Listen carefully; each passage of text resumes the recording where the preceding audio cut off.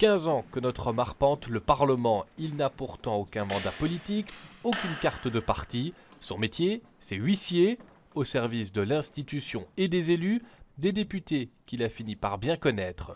On se rend compte qu'ils sont quand même assez proches des gens, parce qu'en les voyant à la télé, évidemment, c'est tout à fait différent. Mais quand on travaille dans l'enceinte, on se rend compte qu'ils sont près des gens et qu'ils ne sont pas éloignés, quoi. Et voici le plus haut fonctionnaire de l'institution. Le greffier se souvient des débuts avec des députés payés et présents à 50%. Leur vie de parlementaire commençait l'après-midi ou le soir.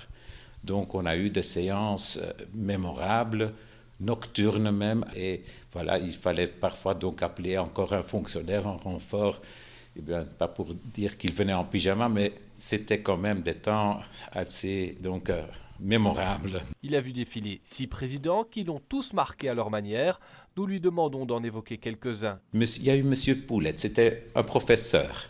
C'était un grand monsieur et qui a donné tout de suite un sérieux à notre Parlement. M. De Decker, il avait une autre vision. C'est M. De Decker qui a trouvé son palais. Françoise Dupuis, elle avait un petit surnom ? Non, elle était préfète à l'école et donc on voyait bien qu'elle tenait à cette rigueur.